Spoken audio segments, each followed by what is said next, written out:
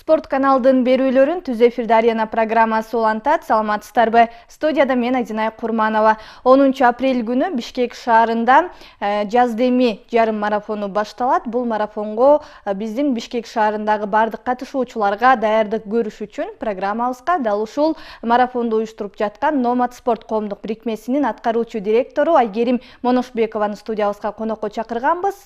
45 мүнөттүн алкагында биздин жүйгүлүктөр марафонго кантип туура даярдык көрүш керек? Дал ушул суроонун алкагына маек курмакчыбыз. Андыктан жалпы спорт сүйүүчүлөрдү экранга жакыныраак келүүгө чакырабыз. Саламатсызбы? Студиябызга кош келдиңиз. Жакында жаз келип, марафондун эң алгачкысы, тактап айтканда масштабдуу деңгээлде марафондон эң биринчилерден болуп, бул жаздеми башталганы турат. Азыркы учурда каттоо жүрүп жаткан учур экен. Кандай даярдыктар болуп жатат жана бүгүнкү күнгө карата канча жүйгүлүк катталды? Биринчиден бардык спорт сүйүүчүлөрүнө салам айтабыз. Буюрса кыштан чыктык, жаз келди. Жаз деген бул деген бардык нерсе жаңыланып баштайт, бардык нерсе гүлдөп баштайт. Демек адам баласы дагы бул жазда кыймылдап, кышта топтолгон бардык энергиясын ошо жазда ошо чуркоого чуркап даярданып, чуркап жашоосун сергек баштоого мындай бир баштапкы бир башталышта. Бул жазгы жарым марафон 4-чү жылы быйыл салттуу түрдө өткөрүлүп атат. Андан быйыл 4-чү жолу болуп өтөт. Даярдыктар жакшы. Биз каттоону биринчи январдан баштаганбыз. Бүгүнкү күндө 2000 адам жазылды. Бирок айта кетчү нерсе, биз ар дайым чектөө коебуз. Анткени медалдар, бардык нерселер эрте даярдалат. Анан биз быйыл пландаштырганыбыз боюнча 3000 адам катышат деп, ошон үчүн кимдер кааласа эртерээк жазылып, машыгып, ошо каттоодон өтүп койсо деген сураныч бар. Анткени биз каттоону жаап койгондон анан көп анан эшикти тыкылдатып суранабыз, ачып койгулачы, биз да чуркайт элек деп анан келип калышат да. Бирок демек анда 3000 катталуучуга жетсе, каттоо жабылып калат. Ооба, жабылып калат. Жөгүлүктөр кайсы дистанцияларда катышат? Анан буга чейин балдар арасында дагы жарыштар өтүп турган. Бул жылы кандай болот ал? Айта кетчү нерсе, бул салттуу жарым марафон. Жарым марафон дегенде кененирээк айтып кетейин. Бул деген 42 километр эмес, бул 21,5-95 километр болуп саналат. Ошончо километр жалгыз эле ошол эле километр эмес. Жарым марафондо 6 дистанция быйыл каралган. Бул 5 километр, 10 километр жана 21. Бирок андан сырткары жакшы бир жаңылык бар. Биз быйыл жалгыз эле Бишкек шаарында чуркоону өнүктүрүү максатында эмес, башка аймактарда дагы өнүктүрөлү деп жаңы дистанцияны ачтык. Бул аймактык чуркоо. Быйыл Кыргызстандын кайсыл аймагында болсоңуз, сиз Номад спорт Чекитнет сайтынан аймактык чуркоо дистанциясын алып, каттоодон өтүп, атайын чуркоо тиркемесин жүктөп, чуркап жана финиш медалына ээ боло аласыз. Демек, бул түздөн-түз келип жарым марафонго катышуу эмес, бул онлайн катышуу. Быйыл ошо ишенип атабыз, көптөгөн адамдар ошону билип, анан азастан биздин региондордо дагы чуркоо сүйүүчүлөрдүн саны дагы көбөйөт. Жана аралыктар жөнүндө айтып кеткенде, биз дагы орозо дистанциясын атайын ачтык. Бул эмнеге байланыштуу? Быйыл 1 апрелден 30 апрелге чейин орозо айына туш болуп калды биздин марабыз.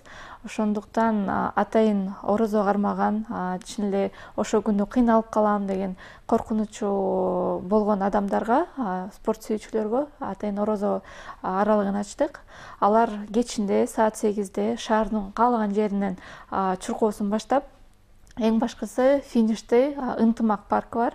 Ошол жактан бүтүрсө, биз аякты кучагыбызды ачып, жайып, аларды финиш медали менен жана суусундуктар менен тосуп алабыз. Эң сонун буга чейин болбогон аралыктардагы кошулуп жатыптыр. Эми аймактык аралык боюнча кененирээк токтолуп өтөлү. Анткени биздин көрүүчүлөрүбүз дагы дал ушул аймактан көбүрөөк десем болот. Буга чейин мен маек алып жүргөн кезде биздин көрүүчүлөрүбүз айтып калчу, Бишкекте болгондо келиш кыйыныраак болуп калат, аймактарда дагы уюштурулса жакшы болмок деп. Азыркы учурда аймактык дистанцияга канча жөгүлүк катталды? Анан катталуу жолдорун дагы бир жолу айтып өтсөңүз.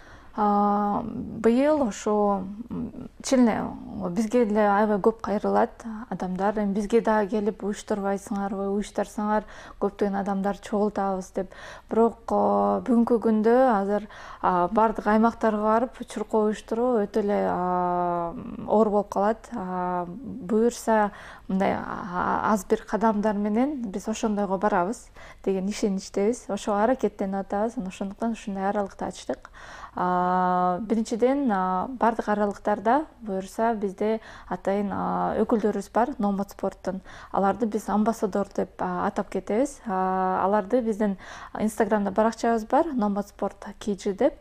Ошого кирсеңиздер, ошолордун амбассадорлугу менен тааныша аласыздар. Алар биздин 7 областтын бардык аймагынан болушат. Келип ошо биздин Инстаграм баракчадан карасаңар, алар күндө машыгып сиздерди ошо чакырып атат. Ошо Нарындан болосузбу, Оштон болосузбу, же Көлдөн болосуздарбы? Ошол баракчадан карап, алар менен байланышып, кошо даярдансаңыздар болот. Бул мындай айтканда даярдык жөнүндө. Алар албетте биринчиден көптөн бери машыгып атышат. Жана андан сырткары аларга чуркоо боюнча атайын планды бердик, кантип даярданса болот деп, кандай десем, керектүү материалдар менен биз камдап бердик. Ошо менен даярдангандан кийин кантип чуркаса болот. 10 апрелде бизге дагы жарым ай кому бар, алар бизге жардамчы болот. Саат 9-да ошо аймактын белгилүү бир мындай площадкасында, спорт аянтчасында же кайсыл бир жерде аныкташат. Ошол жакта сиздерди атайын күтүп турушат. Өзүңүздөр чуркап, финишке келип, ошол жерде жарым ай өкүлдөрү сиздерге сиздер татыктуу болгон финиш медалин сиздерге ыйгарып берет. Эң сонун, демек ар бир аймакта дагы атайын аларды тосуп алган, күтүп алган уюштуруучулар да болот экен. Сөзсүз түрдө.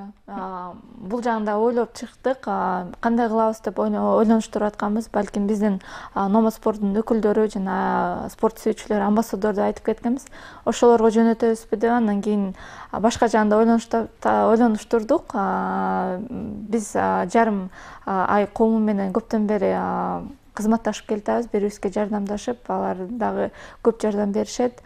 Жана алар менен ойлонуштуруп, алардын өзүнүн өкүлдөрү бар да, мындай расмий түрдө. Демек, ошо менен да пайдаланып, анан алар менен ошондой буюрса аймактарда кичинекей чакан болсо дагы мындай спорттук атмосфера түзүлөт. Ошол жактан чуркап, финиш медалин алып, анан сөзсүз түрдө катышсаңыздар, сүрөткө тартып, баракчабызга белгилеп коюңуздар. Анткени жалгыз эле Бишкек шаарынын тургундары эмес, башка аймакта жашаган биздин тургундарды көрүп, мотивация алып, демек, эмки чуркоодо мен дагы чуркайм, мен дагы чуркасам болот экен деп, мындай дем берсеңиздер, аябай жакшы болот да.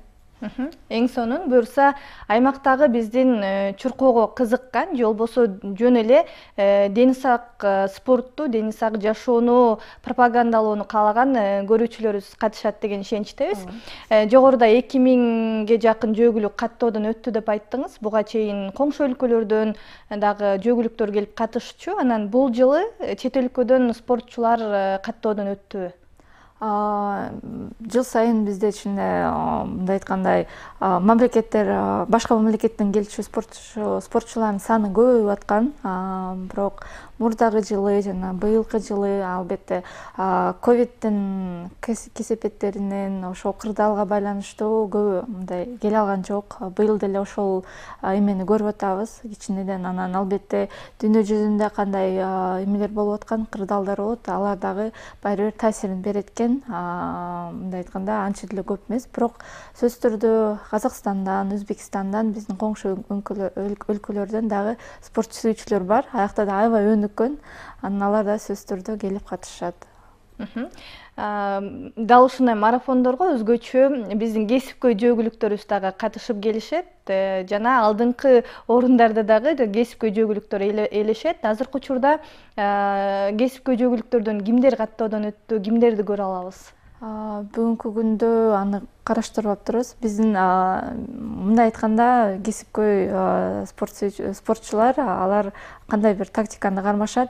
Биринчиден эмени карашат, кимдер деген спортчулар жазылган. Анан алардын мындай белгилүү бир спортчулар жазылса, мен да жазылыш керекмин да. Анан көбүнчө каттоо аяктап бараткан ошондо анан жазыла калышат да. Анан албетте күтөбүз. Анткени жакшы белектер бар, алар ыйгарылат жана мындай айтканда чуркап өзүнө дагы мындай бир машыгуу деп койсо болот. Анан кандайдыр бир чемпионаттарга даярдык көрүп атса, анан машыгуу мындай максаты менен келип катышып кетсе болот.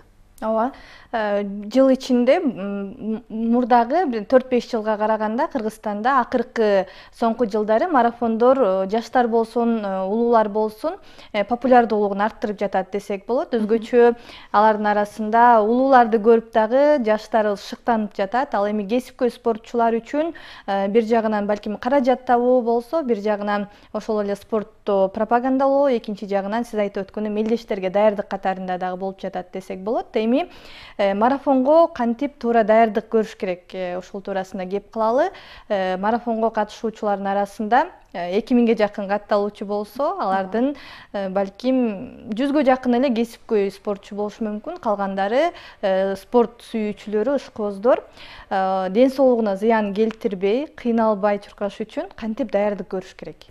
Биринчиден даярдык баштоодон мурун биринчи каалоо болуш керек. Өзүңө максат коюш керек. Адам канча километр чуркайм деп, анан ошого карата даярдык көрсөтүш керек. Адам жаңыдан баштап атса, албетте 10 километр, 21 километр чуркоо мындай аралыгын тандоо өтө эле ден соолугуна мындай кандай десем коркунуч туудурат да. Анткени организм даяр эмес да. Макул бир күнү чуркап кетесиң, өтүп кетесиң, балким травма болбой калат эметет да, бирок кесепеттери көп. Биринчиден билбестен чыканактан жыгылып кетиши мүмкүн, же суставтарга аябай өтө оор келиши мүмкүн. Экинчиден бул жүрөк оорусу.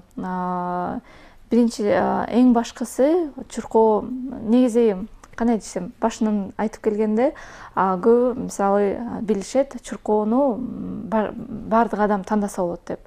Ал өтө эле оңой деп. Бут кийим кийдиң дагы, спорт бут кийим кийиңде барып чуркап баштайсың. Кандай бир машыгуу деле керек эмес деп айтышат, бирок эң башкы коркунуч бул жүрөк оорусу. Ар бир адам сөзсүз түрдө медосмотрдон өтүш керек. Врачка барып көрүнүп, доктордон барып көрүнүп, андан эме алыш керек, уруксат алыш керек. Анткени балким өзүн жакшы сезип жүрөт, бирок кээ бир учурларда ошо өзүн билгизбей жүргөн бир жүрөк оорусу болот. Ошо болуш үчүн сөзсүз түрдө өтүш керек. Андан өткөндөн кийин болду, эми даярдык баштаса болот да. Эң башкы кеңеш сиз бир кандай бир спорт сүйүүчүлөрдүн мындай командасына кошулуу. Андай болбосо атайын бизде чуркоого даярдаган мектептер бар, ошол жака жазылса болот. Өзгөчө мындай тренерлер бар, ошолорго деле жазылса болот. Эмне кылып жардам берет бул тренер? Биринчиден ошо чуркоо техникасын коет. Бутту кантип коюш керек, кантип басыш керек, кантип дем алса сага жардам берет, колду кандай коюш керек. Анткени чуркаганда бул бат-баттан эле биринчи чуркап келүү эмес, бул бир темпти кармап, баштан баштагандан кийин аягына чейин жетүү да. Анан биякта дагы өзүнчө бир тактика коюлат. Башынан баштаганда эле аябай өтө катуу баштап алганда, акыркысында күч калбай калат да. Анан биякта жайдан баштап, анан эң аягында мындай күч калса, ошондо анан биз айткандай газды басып туруп, анан кийин финишке аяктаса болот да. Жана интернетте көптөгөн маалыматтар бар, маалымат булактары бар, аякта көптөгөн кеңештер бар, YouTube каналдарында көптөгөн немелер бар, каналдар бар, пайдалуу. Анан аякта дагы жакшы кеңештер бар, кантип баштаса болот. Өзүмдүн эме менен тажрыйбам боюнча эрте менен туруп, биринчи басып келүү, эртеси күнү басып кичинеден чуркап, анан күндөн күнгө мындай кичинекей бир кадамдар менен ошондой эме аралыкты көбөйтө бериш керек да. 5 километр чуркайм десеңиз, жумасында 3 жолу чуркап, эң аз болгондо 3 километр аралыкка чуркасаңыз, демек 5 километрди мындай оңой эле эмете аласыз да. 10 километр, 21 километр алсаңыздар, ал үчүн бир ай мурун, эң аз 2 ай мурун даярдык көрсөтүш керек. Анан азыркы спорт сүйүүчүлөр жаңы эле көрүп, спорт мен өзүмдү жакшы сезем деп эле анан барып эле 21 километрге жазылуу мындай жаман бир кесепеттерге алып келиши мүмкүн да. Ошон үчүн ден соолукка мындай жоопкерчиликти өзүбүз тартабыз. Ошон үчүн жоопкерчиликтүү болуп, биринчиден ойлонуштуруп, анан аралыкты тандоо керек да. Айрым сиз айтып өткөндөй, айрым жөөгүлүктөр ошо даярдыкты көрүп, дайыма болбосо дагы кезек убактысына жараша чуркап турушат. Ал эми мен дагы бир 3 километр же болбосо 5 километрге чуркап жүрөм. Эгерде мисалы мен 10 апрелде чуркайм десем, аз эле убакыт калыптыр, бир 20 күндөй, мен кантип даярдык көрсөм болот? Мисалы, эң биринчи жашоосунда такыр марафонго катышып көрө элек жөөгүлүк биринчи кантип даярданса болот? Биринчи айттык, бул медосмотр, врачка барып, андан уруксат алуу. Бул жалгыз эле биздин уюштуруучуларга керек эмес, бул биринчиден адамдын өзүнө керек. Мындай айткандай, шек санабай баары жакшы эле болду деп, ошентип башташ үчүн. Экинчиден, бул спорттук эме бут кийимин тандоо.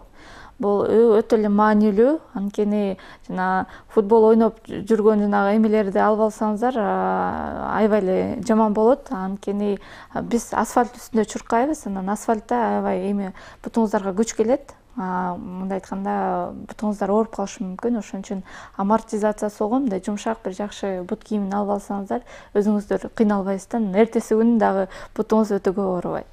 Үчүнчүдөн, жакшыдан башташ керек. 20 күндө эле 5 километрге мындай айткандай даярданса болот. Эртең менен туруп, сөзсүз түрдө ага чейин чуркай элек болсоңуз, жаныңызда бир стадион болсо, ошол жактан бир басып көрүңүз. Экинчи кругта чуркап көрүңүз, 1 минуттай. Кайра дем алып, кайра чуркап көрүңүз. Анан өзүңүздү жакшы сезсеңиз, анда чуркай бериңиз. Жана эң башкы фактор, чуркап атканда сиз кайсыл темп менен чуркаш керек деп эле баары сурай берет да. Өтө жай чуркаган жокмун, өтө катуу чуркаган жокмун депчи. Эң башкы фактор, сиз чуркап баратканда жаныңызда мындай бир жолдошуңуз болсо, же мындай бир курбуңуз болсо, ошол менен сүйлөшүп баратсаңыз, анан өзүңүздү мындай кыйынчылык сезбесеңиз, демек сиз өзүңүздүн темпиңизди таптыңыз. Кетип баратып өзүңүз менен сүйлөшүп, анан кыйналбасаңыз, демек ошол темп сизге мындай ыңгайлуу. Ошол темп менен анан машыга бериңиз да. Анан акырындан күндөн 1 километр, эртеси күнү 2 километр. Жана эң башкы нерсе бул тыныгуу. Күндө күнгө эле көбөйтүп эле анан мындай айтканда бүгүн 1, 2, 3, 4, 5тен анан 10 апрелге чейин 20 километр чуркабай, бир күнү 2 километр, бир күнү 3 километр, бир күнү үйдө эс алып, эчтеке кылбап, мындай физзарядка кылуу керек. Анан 3-чү күнү кайра 1 километр, 2 километр ушундай кылып даярданыш керек. Эң сонун биздин чуркайм деген жөөгүлүктөр үчүн дагы пайдалуу бир маалымат болду окшойт. Эми тамак аш боюнча сурагым келип жатат. Марафондор эртең менен эрте башталат. Айрым жөөгүлүктөр негизи көпчүлүгү тамактанбай келип чуркагандарын айтып калышат. Анан кантип туура тамактанып чуркаш керек? Эмнелерди ичсе же эмнелерди жесе дагы пайдалуураак болот, күч берет? Биринчиден чуркаганда адам аябай өтө дегенде күч сарптайт. Ошондон байланыштуу мындай айткандай, ал тамак ашка мындай зарылчылыгы аябай эле көбөйөт да. Анан ошондон кой, плов жеш керек, самсы жеш керек, курсак тоюп атат, анан шорпо кайнатып, шорподон ичип, ал кереги жок. Биринчиден бизге углевод керек. Углеводго бай болгон тамактар жеш керек. Бул мисалы макарондор, итальяндар өтө популярдуу болгон паста деген эме бар, макарон тамагы бар. Аякта аябай көп эме болот, углевод болот. Андан сырткары биз билген гречка бар, ошону эметсе болот. Ошону жесе биздин организмде мындай углевод күч берет, ошол бизде эме калып калат да. Анан ошо менен аны чуркайсыздар. Анан көп спорт сүйүүчүлөр көптөн бери чуркап жүргөндөр билишет. Атайын эме бир салт бар. Чуркоо алдында бир күн мурун адамдар чогулуп сөзсүз түрдө макарон, паста же гречка көп жешет да. Анткени бул углеводдор организмде көпкө чейин сакталат. Анан эртеси күнү сиз чуркаганда сизге да ошол углевод энергия берет. Чуркоо күнү сөзсүз түрдө кайра эле ошол пастаны жей деген эмес. Эртеси күнү кичине батыраак сиңип кетчү мындай тамак жеш керек. Жана каша жесе болот, боткосун, овсяной боткосу бар, ошолорду жесе болот. Жумурткадан кичине жеп койсо болот. Банан бар, ошо бананды жеп койсо болот. Мындай айтканда, бул тамактар жесеңиздер бат эле сиңип кетет, курсаңар тоюп калат, бирок тамак мындай курсакта калбайт да. Анткени чуркап баштаганда өзүңүздөр да билиш керексиңер, ар кандай ыңгайсыз эмелер болуп калышы мүмкүн. Ошон үчүн мындай көбүрөөк, бирок бат эле сиңип кетчү ушундай тамактан жесе сизге мындай чоң жардамчы болот да. Түшүнүктүү. Ал эми ошо чуркап учурунда биздин ыктыярчыларыбыз аларга атайын сууларды берип турушат, ошондой эле сиз айткандай банандарды берип турушат. Анан ушуларды кандай аралыкта жеш керек, же болбосо суу ичкиси келсе эле ичип кете берсе болобу, кандай болот? Оптималдуусу 2,5 километрде, ошо 2 километрде суу ичип туруш керек да. Адам чуркагандан ошого байланыштуу биз атайын пункттарды коебуз аралыктарда. Сиздер чуркап баратканда 2,5 жеткенде аякта бизде ыктыярчылар болот, алар сизди суу менен банан менен күтүп турат. Сиз өзүңүздү ачка сезбесеңиз, жебей эле коюңуздар. Банандарды жөн эле суу ичип коюш керек.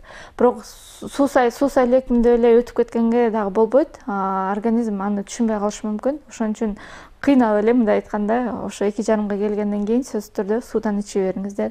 10 километр алсаңыздар, сөзсүз түрдө ар бир жеткен пунктта суудан алып туруңуздар.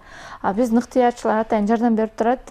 Келеген 5 литрдик бутылкадан бербейт, сөзсүз түрдө стаканга коюп, жарымынан сизге кармап турат. Ошол сууну ичсеңиз, жарым стакан сизге жетиштүү эле болот. Түшүнүктүү, бул дагы өтө пайдалуу болду деп ойлойм. Эми биздин жөгүлүктөрүбүз марафондо чуркап келишти. Келген учурдагы өзгөчө кыйын, анткени бул жакта дагы айрым учурда дароо эле отуруп алгандар болот, же болбосо эгерде билгендер болсо отурбай дагы басып турушат. Бул адамдын ден соолугуна терс таасирин тийгизбейт. Негизи марафондо чуркап келгенден кийин эмне кылса туура болот? Ошону кандай кылса адамдын ден соолугуна зыян тийбейт? Аябай мындай күчтөнүп чуркап келсе, сөзсүз түрдө токтоого мындай айтканда болбойт. Кичине басып, эс алып, жүрөк аябай катуу иштеп баштады да, анан аябай токтоп калсаң, бул жүрөккө зыян. Кээ бир учурларда ошол кесепеттен башка марафондорду биз деле көрүп атабыз, көптөгөн үлгүлөр бар.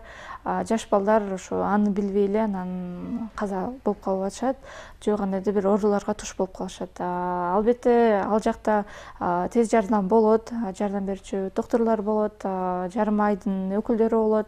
Бирок ошого келдирбестен адамдар өзүнө мындай жоопкерчилик эметип, мындай машыгып, чын эле чуркап келсе дагы өзүнүн мындай жүрөгүн жай бир эмеге келтирүүгө өзү аракет кылыш керек. Басыш керек, кандайдыр бир упражнение кылып, колун үстүгө жайып, кичине отуруп, суудан ичип, кичинеден басып, андан кийин токтосо, ошондо мындай айтсам, жүрөккө анча оор келбейт да. Жалпы марафонго даярдык туурасында кеп кылдык. Эми уюштуруу жагына токтолуп өтөлү. Мындай чоң масштабтуу деңгээлдеги марафонду уюштуруу оңой эмес. Ага көптөгөн команда керек, ошондой эле ыктыярчылар дагы чоң жардам берип келет десек болот. Бул марафонду уюштурууга канча ыктыярчы тартылды? Алар канча убакыттан бери даярдык көрүүдө жана кандай жолдор менен тандалып алынат? Ага чейин айтып кетчү нерсе, бизде командабызда жыл бою 12 адам иштейт. 12 адам жөн эле жатпай эле ошо кыштан бери даярдык көрүп жатабыз.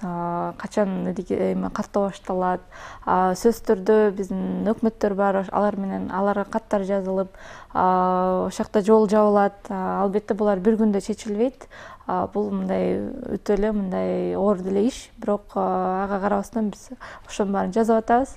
Жана ыктыярчылар да айтып кеткенде, көп ойлойт алар бир күндө эле келип эле баарына жардам берип эле кайра кетип калат деп. Жок, андай эмес. Биздин командада атайын ошо ыктыярчылар менен иштеген кызматкер бар, Санжар Өмүргазиев деп. Ал алар менен өзүнчө иштейт. Бир жыл мурун, мындай айтканда, уже кышында өзүнчө анкета жүргүзүп, аларды топтоп мындай конкурс жарыялаган. Конкурстун арасынан жүздөй волонтер ыктыярчылар алынган. Алардын арасында да атайын бир мындай чоң мындай кызматта болгон ыктыярчылар да алынат. Алар анан башкаларга бардык маалыматты таркатып, аларды окутат да. Жана ыктыярчы алып эле аларды топтоп эле болду эми 10 апрелде жолугабыз деп антпейбиз. Анткени алар менен толук кандуу иш жүргүзүлөт.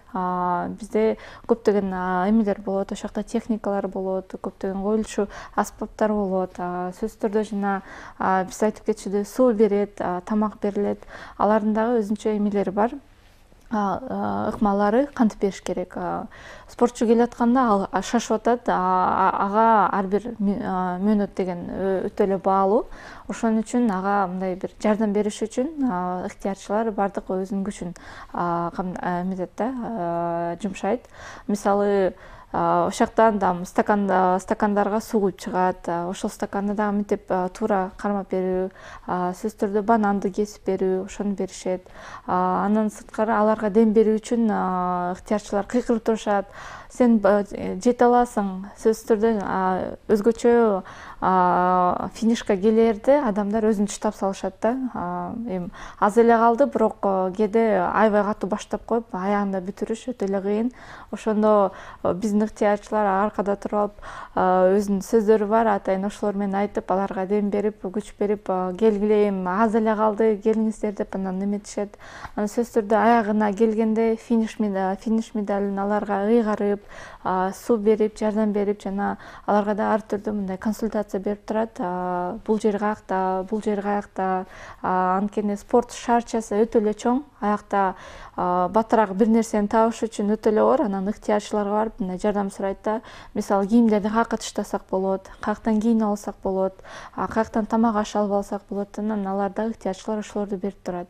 Жана аны биз бир күндө эмес, азырынча ошол бардык маалыматтарды чогултуп, аларга окутуп, үйрөтүп, мурунку жумада ошо жарым ай коомдун жардамы менен аларга биринчи жардам боюнча эмелерди, тренингтерди өткөздүк. Демек биздин көбүнчө волонтерлор дагы, ыктыярчылар дагы ошол бир нерсе болуп кетсе, ошол жерде биринчи жардам дагы көрсөтө алат да. Эң сонун, демек ыктыярчы болууну каалагандар бир жыл мурда эле атайын кайрылып, андан соң ушул уюштуруу ишине катыша алат экен. Ооба. Дагы бир өзгөчөлүк деп айтып өттүңүз, орозо дистанциясы киргизилиптир, аймактык дистанция. Мындан тышкары катышуучулардын арасында кызыктыруу максатында мыкты форма үчүн дагы сыйлыктар берилип келген. Мындан тышкары бул жолку жарым марафондо эмне өзгөчөлүктөр бар? Быйыл ага чейин айта электе, биз деген канча жаштан башталат деп, мурдакы жылы биз 16 жаштан гана балдарды биз 5 километрге уруксат берчүбүз. Быйыл карап көрсөк, чын эле 14 жаштан мындай спорту сүйгөн өтө активдүү балдар бар экен. Аларга 500 метр чуркоо мындай уят сыяктуу эле экен. Анан алардын суранычы менен быйыл да ата-энесинин уруксаты менен 5 километрге 14 жаштан баштап ар бир каалоочу бала жазылса болот, 5 километр чуркаса болот. Андан кичүү биздин кичинекей балакайлар деле кантип катыша алат деген суроолор да көп болот. Алар үчүн биз жарым марафон бүткөндө атайын чуркоо уюштурабыз, балдар чуркоосу деп. Аякта биз 3 жаштан 12 жашка чейин алар арасында 100 метр, 200 метр жана 500 метрге чуркатабыз. Анан ата-энелер балдарыңарды ошо спортко чуркоо киргизип спортту сүйдүрөм деп максат коюп атсаңыздар, сайтка кирип сөзсүз түрдө эмеден каттоодон өтүп коюңуздар. Анткени ушул балдар чуркоосунда сөзсүз түрдө каттоо эрте эле жабылып калат. Андан ата-энелер анан суранып калышат, дагы ачып коюңуздар, биздин балабыз да чуркайт эле деп. Анан чоңдорго макул түшүнүктүү, алар билбей калды деп, анан кичинекей балдар чуркайт элем деп ыйласа, аябай жүрөгүң ооруп калат. Ошон үчүн эртерээк каттоодон өтүп балдарга чектөө барбы же болбосо алар дагы ошол жалпы 3000 катышуучунун арасындабы? 300 балага эметилген. Бүгүнкү күндө уже бир 100-150 бала катталды. Албетте каттоо 10 апрелге чейин жүрөт, бирок ага чейин да жабылып калышы мүмкүн да. Балдардын арасында 300 катышуучу катталса токтоп калат. Ооба. Түшүнүктүү. Негизи марафондор акыркы жылдары Кыргызстанда бир майрамдык чоң бир спорттук иш-чара катары уюштурулуп келе жатат. Айрымдары чындыгында эле ден соолугун чыңдоо үчүн болсо, айрымдары жөн эле өзүнүн күчүн сынап көрүү максатында дагы катышып жүрөт десек болот. Эми мурдакы жылдарга салыштырып көрсөк, эң улуу жаш улуу жөөгүлүк канча болгон жана биздин жаш улуумундагы жөөгүлүктөрүбүз кандай чуркап жатышат? Биз 2019-жылы караштырганбыз. Биздин азыр ошол рекордду кое элек. Эң мындай кандай десем, улуу чуркоочунун жашы 79 болгон. Ошо 79га чыгып алып 5 километр эч нерседен коркпой, жеңил ошо чуркап келди да. Мындай айтканда, бүгүнкү күндө сандар көбөйүп атат. Мурунку жылдары биз мисалы сыйлоо категориялары болот. Аны биз 50 жаш менен аяктасак, мурдакы жылдан бери биз 60тан өйдө деп да бөлүп баштадык. Анткени 50 жаштан 60 жашка чейин бири-бири менен мындай эме кылып ачкан, катышып аткан сандар, катышып жаткан спорт сүйүүчүлөр көп болуп атат. Аны ошондуктан 60+ деп дагы азыр ачтык. Буюрса деген жакшы ишенич бар. Ушинтип атып 60тан 70ке чейин, 70тен 80ге чейин, 89га 90га чейин деп дагы спорт сүйүүчүлөр арасында дагы ошондой сыйлоо эмелерин, категорияларын дагы уюштурабыз. Эң сонун 79 жаштагы биздин жараны чуркап жатса, бул жаштарга өзгөчө бир дем берип шыктандырса керек. Номад спорт коомдук бирикмеси бир гана жаз деми менен чектелбейт. Жылдын ичинде бир канча марафондор өткөрүлөт. Ал эми бул жылы кайсы марафондор уюштурулат, кандай болот, ошолорду айтып берсеңиз. Биз салттуу түрдө көптөгөн иш-чараларды өткөзүп жүрөбүз. Бул кечки марафон, бул жазгы марафон, ага чейин музыкалдуу марафон деп. Анан шаарыбыздын тургундары баары билгендей, баарыбыздын Кыргызстандан сырткары дагы чет өлкөдөгү жарандар билгендей, бул биздин эң сүйүктүү шаардын башкы көчөлөрүндө өтүп жүргөн бул акыл бирчи сактоо жарым марафону. Биздин мындай сыймыктана турган жарым марафон. Ал да сөзсүз түрдө быйыл сентябрда өткөзүлөт. Кимдер кааласа албетте катышып. Жана бул жарым марафон жөн эле марафон эмес, бул кайрымдуулук. Анткени жылдан жылга ошо топтолгон акчанын жарымын биз глобалдык программага жумшайбыз, аларга берилет. Алар анан өзүнүн мындай керектөөлөрүнөн жумшайт да. Көптөгөн дагы иш-чаралар каралып атат. Биз тараптан бул велоразделка деген сөзсүз түрдө болот. Булар вело сүйүүчүлөр арасында 24 апрелде өткөзүлөт. Кечки марафон болот. Андан сырткары дагы мындай айтканда номад рейс дегендей сыяктуу мындай бир чектөөлөр менен бир чуркоо дагы уюштурулган, пландаштырылып жатат. Буларга сиздерге секрет катары айтып атам. Каалоочулар болсо буюрса каттоо ачылат, аяка дагы жазылса болот. Андан сырткары кечки марафон болот. Жыл сайын дагы биз көлдө жакшы иш-чара өткөзөбүз. Бул көлдө сүзүү 14 километр. Баарыбыз билебиз, Тору айгыр деген биздин жакшы бир уламышыбыз бар. Бакыт жөнүндө. Бакыт деген бала болгон, анын аты болгон, анан ал аты ага келиш үчүн ошо Ысык көлдө өтүп, анан жанын берген да. Анан билебиз, ошол айыл бар, Тор айгыр деп. Ошон үчүн көлдүн ар жагынан баштап 14 километр ал Тор айгырга келип, ошоктон финишке токтолот. Жыл сайын биздин чет мамлекеттен келген катышуучулар бар. Бул Россиядан, Казакстандан, Өзбекстандан, Великобританиядан да келгендер бар. Украина, Белоруссия деген өлкөлөрдүн дагы спортту сүйгөн, именно өзгөчө сүзүүнү жакшы көргөн спортчулар келип катышып жүрүшөт. Каттоо ачылган, бирок бүгүнкү күндө 3 эле орун калды. Ошон үчүн канча орун берилген? 25. Анткени бул аралык өтө эле чоң. Судачы өзгөчө, анткени эме жетпей калат, көптөгөн коркунучтар барат. Ошон үчүн азырынча биз ошондой чектөө коюп атабыз. 25 катышуучу бизге жетиштүү эле. Анан буюрса уже биз айткандай жазылды, 3 эле орун калды. Анан кимдер каалоочулар болсо сөзсүз түрдө жазылып, анан эртерээк уже камданып, даярданып башташы керек. Буга чейин ушул ысык көлдү сүзүп өтүүгө белгилүү жылдыздар, алардын арасында атка минерлер дагы катышып жүргөнүн билебиз. Бул жолу кимдерди көрө алсак болот, айта аласызбы? Быйыл андай өтө популярдуу эмелерди көргөн жокпуз.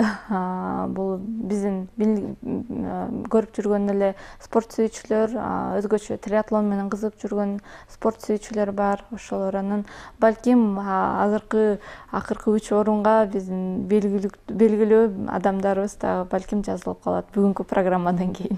Эң сонун биз дагы үмүт кылабыз. Маек тышында көрүүчүлөргө суроо узатып, аны биздин аймакта жашаган жөгүлүктөргө атайын белек кылалы деп сүйлөшкөн болчубуз. Ошо сурооңузду узатып коюңуз анда. Быйыл биз деген мисалы атайын жыл сайын мындай өзгөчөлүктү тартуулап жүрөбүз. Медалдар жагынан мода жылы биз Кыргызстандын картасын чогултканбыз. Адамдар биздин чуркоолорубуздан чуркап, эң аягында Кыргызстан картасын чогулткан. Кызыксаңыздар, биздин Nomad Sport KG Instagram баракчасы бар, ошол жактан барып көрсөңүздөр болот. Анан быйыл болсо Кыргызстандын эң мындай белгилүү символу десек болот. Эң бир символдордун бири бул Баткенде өсүп жүргөн айгүл гүлү. Өтө кооз, өтө сыймыктуу, өтө белгилүү. Жана быйыл ошондо биздин финиш медалына дагы койдурдук, мындай айтканда тарттырдык. Жана ушул айгүл гүлүн чогултуу үчүн бир канча биздин чуркоодон чуркаш керек. Ошон үчүн сиздерге суроо, канча чуркоодон чуркап ошол айгүл гүлүн чогултса болот деп, бул маалыматты албетте биздин баракчабыздан көрсөңүздөр болот. Жана ким туура жооп берсе, алдыңкы 5 туура жооп берген биздин спорт сүйүүчүлөргө буюрса ошо аймактык чуркоо дистанциясына бекер каттоо белек кылалы деп чечтик. Ошон үчүн азыр ушул суроону уксаңыздар, сөзсүз түрдө Инстаграмга өтүп, туура жоопту жөнөтүңүздөр. Биздин Инстаграмга жооп берген кызматкер сиздерге жооп берип, албетте кантип катталса болот, анан сиздерге жардам берет. Тактоо киргизип коелу.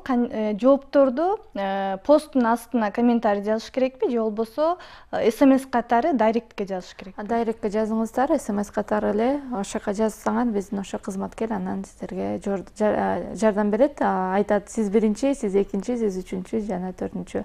Жана айта кетчү дерсе, бул аймакта жашап аткан Бишкек шаарында эмес, 7 облустта, 7 облустта, региондордо болгондор ошо жазып, туура жооп жазсаңыздар, сиздерге ошо аймактык чуркоо дистанциясына бекер каттоо жүргүзүп беребиз. Буга чейин айтып өттүңүз, Кыргызстандын желегин чогултушкан деп. Ушул чуркоодо канча марафонго катышкандан кийин ошол картаны чогулта алышкан?